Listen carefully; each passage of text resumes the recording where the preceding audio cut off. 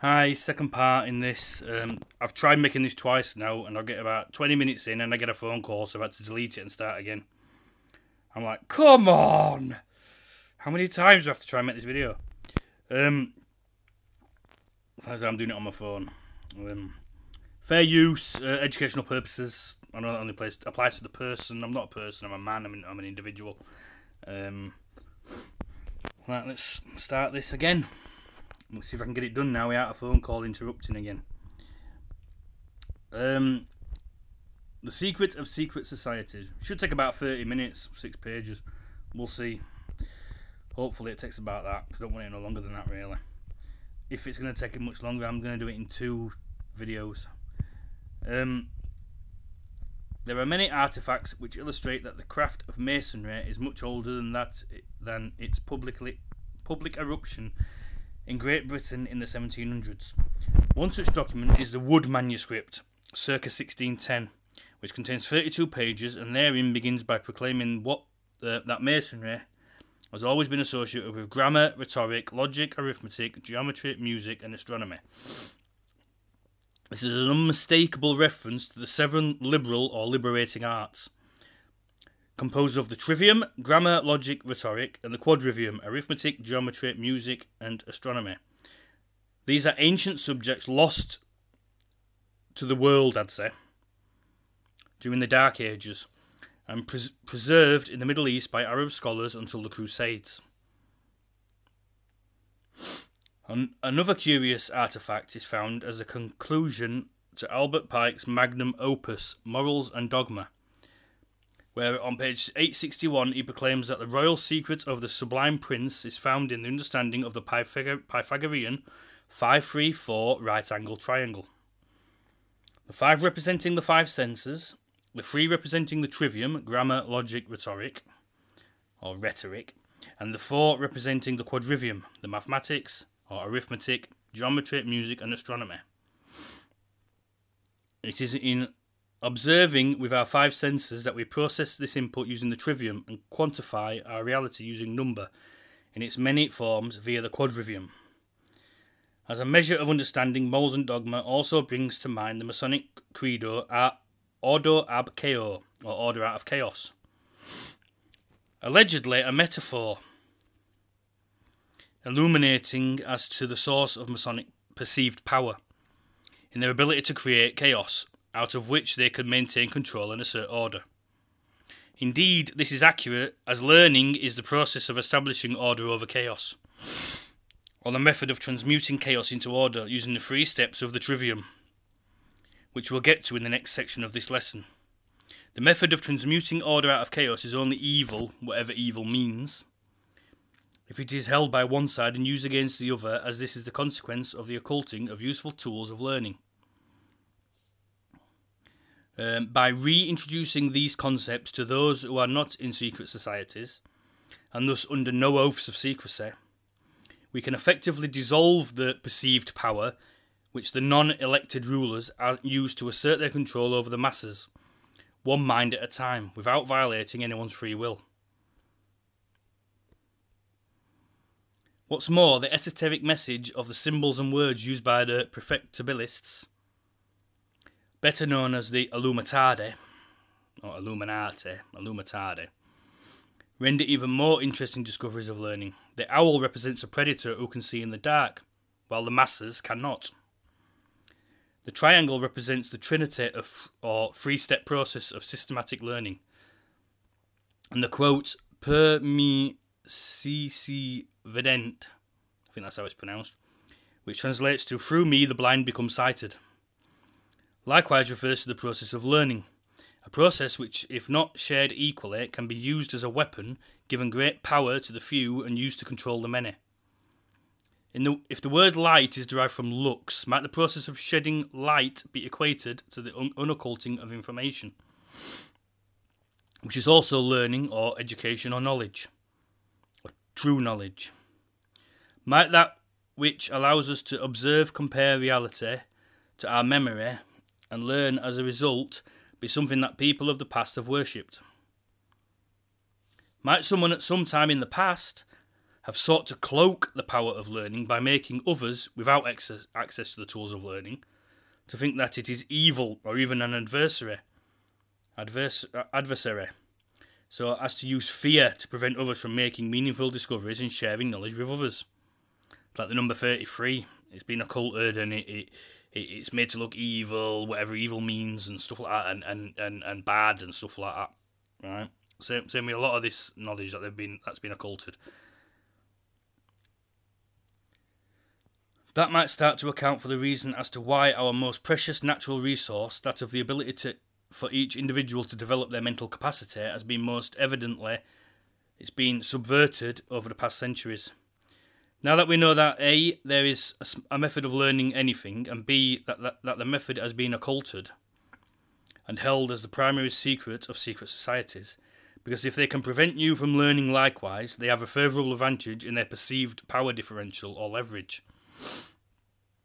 Since much of the information we need to understand our history has been occulted, it's through the process of reading books, whereby we can liberate our minds and exercise our freedom of speech and communication to better progress our understandings through a common language of interaction with others. This is the process by which we as individuals help each other to free our minds. Books are our best resource of knowledge into the history of humanity, and it's our ability to find and filter the valuable information and share it with others which provides hope that all is not lost. Exactly, you've got to filter out the propaganda in these books and stuff like that from the factual stuff, because there'll be a lot of propaganda and a lot of bullshit in them. This is where the Trivium comes in and stuff like that. Learning how to filter out the propaganda and the bullshit. All learning then begins with an observation, and if our curiosity is healthy and hasn't been poisoned, our questioning of that observation leads us to learn our way forward by asking substantial questions and finding valid answers. Is there a relationship between the quality of our judgments or decisions and the quality of our lives? If we observe that there is a direct relationship between the quality of our judgments and the quality of our lives, then the question becomes, what is the method by which we can improve the quality of our judgments and decisions? As the inferred consequence would be an improvement in the quality of our lives. If someone wanted to raise their standard of living at your expense, in the example of Bernie Madoff, or any other con man, what might they have to do in order to be in a perceived power position? Simply to undermine your ability to make quality decisions and accurate judgments. And this is done by occulting information. Secrets which are protected by oaths and other forms of coercion.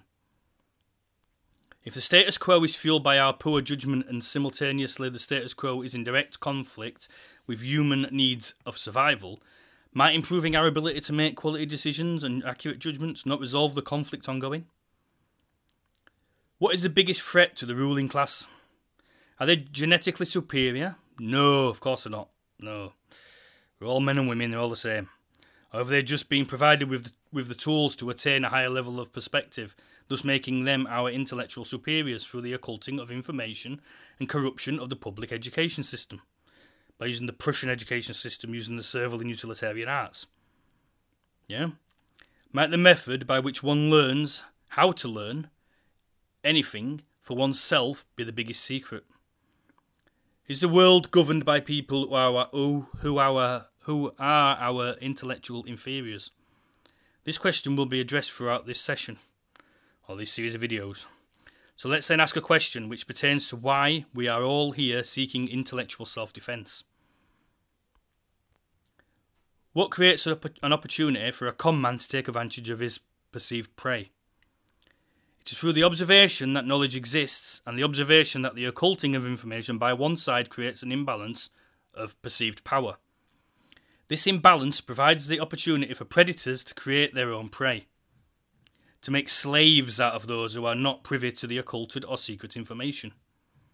Whether it's the free card monte or the shell game on the city street, or it's the Ponzi scheme being used to steal trillions from millions of people, those in the know who seek power through the occulting of information use this gap in knowledge to act as their fulcrum. The more secrets, the greater their leverage. How do you know if you're being fooled? Do you notice that sometimes honest people are providing information which is dishonest? Not as a function of their attempt to deceive you, but rather because they have not validated that which they are attempting to pass on to you as knowledge. How can we attain higher degrees of certainty by learning how to discern fact from fiction? We could start by defining what is meant by knowledge. It can be said that we live in a symbolic world, and all knowledge is a function of how communities or knowers construe and manipulate symbols.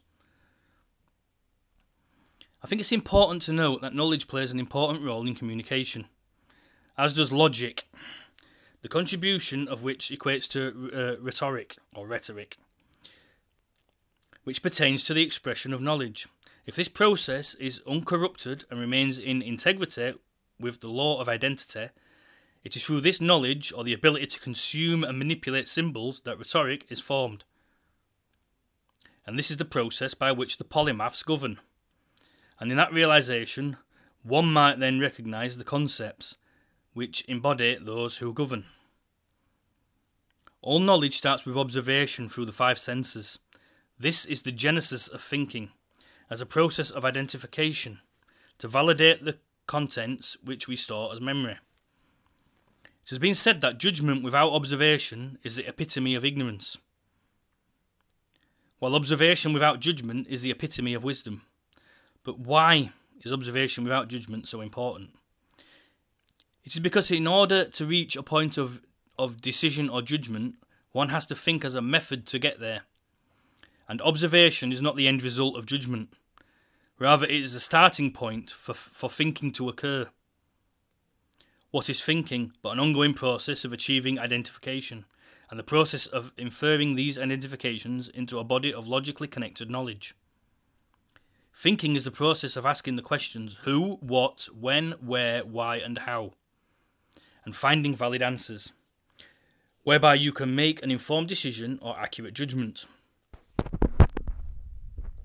If your process of observation does not progress through the dialectic or question and answer process of thinking, your judgments reflect nothing other than conditioned responses, programmed by your environment, or propaganda or social conditioning, stuff like that, yeah? And thus you will find it to be satisfactory as the status quo is created to facilitate progress and protect the non-elected ruling class, and you're not in it. Why are we all here tonight? Is it because we have all observed contradictions in our perspectives of reality? And therein, these contradictions have sparked our curiosity and initiated us on a process of thinking, whereby we seek to learn how to remove our misunderstandings about the world and communicate these newfound understandings to others. The root cause of what makes us aware that something is wrong is that we are comparing and contrasting that which we observe now to that which we have experienced and learnt in the past. We can all remember a time when we were availed greater degrees of liberty, and in comparing and contrasting the past to the present, we sense a decline in our way of life. This comparison or contrast is the basis of the duality of our shared physical reality. Without contrast, there would be no way to discern one thing from another, which is the essence of unity or non-duality. Here in the physical world, we are all familiar with how corporations identify themselves, with logos. In the ancient Greek, logos, often translated as word or number, originally meant ratio. The Pythagoreans developed a theory of ratio and proportion as applied to numbers. Early translators rendered this into Latin as ratio, meaning reason, as in rationale or rational. Medieval writers used the word proportio, proportion, to indicate ratio, and proportionality, for the equality of ratios. It is innate to the human species that we have the ability to form and use ratios, and thus to be rational. This is the key to what makes us human, our ability to recognise and use letters, thus building words, creating sentences, writing paragraphs, and sharing information beyond our lifetime. Just as one might build an entire city of bricks, there is an entire reality built from letters, words, and language. And we are all aware that all too often in history words are being used to create invisible prisons and to enslave minds. And there's a bit about a Holocaust survivor, Viktor Frankl. Is famous not for his being a survivor, but for the experiences which led him to an observation through which we can all come to understand the essence of what it is to be human beings. Between stimulus and response there is a space, and in that space is our freedom. To choose to think or not to think, to learn or not to learn, those are the questions we should be interested in.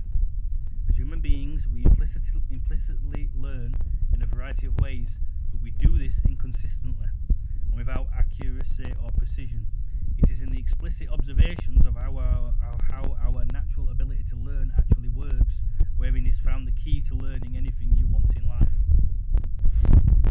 In fact, as we learn throughout this evening, there is really only one question we need to be asking, and it is by using this single word that we can unlock our own minds and truly begin to explore reality through a methodology of critical thinking and creative problem solving. That word, by the way, is what, and it helps if you put this little squiggly line with a dot below it, thus making it into a question. What is the identity of? What is the process and purpose of thinking? Thinking is a process of identification. To employ metaphor, if you equate the process of learning to the process of eating, thinking is the part where you carefully identify what is and what is not food, so as not to poison yourself. As eating without thinking could lead you to consume something which is not food. Thinking is a tool of survival and necessary to human beings, who are volitional beings, meaning that there is a space to be filled in, and in that space we make our choices. What is the process and purpose of thinking? Thinking is a process of identification. It starts when we question our observations and initiates a process by which we learn to answer our own questions. What is identity? It's the result of the process of elimination resulting in the non-contradictory label. If I describe a vehicle with wheels, you might say car. If I add that it's pulled by a horse, you might say buggy or cart here in the UK. It is in observing similarities and differences that we define a concept, and once defined we label it. This process of iterating the genera and differentia, or similarities and contrast, allows one to see a concept in focus. Once a concept is defined or labelled, it can then be further identified by asking who, what, where, when, why and how. We all know these questions as the 5 W's plus how. Questions which should be answered in any quality piece of journalism or any quality piece of any writing. But in reality, there is only one question, as I mentioned, asked in 6 different ways. Who translates as what is the identity of the individual involved? What translates as what is the identity of the subject, concept or topic involved? Where translates as what is the identity of the location or place? When translates to what is the identity of the time? Why translates to what is the identity of the cause? And how translates as what is the identity of the means or process? It is in asking the question, what is the identity of, that thinking takes place, as it is the process of grasping identification, and this is logic. Logic is the art of non-contradictory identification. This is the essence of human communication, and being that we have all been deprived of it, it's no wonder that we are all here looking for something, and now we can identify what that is. I'm going to do the rest of this now in another video.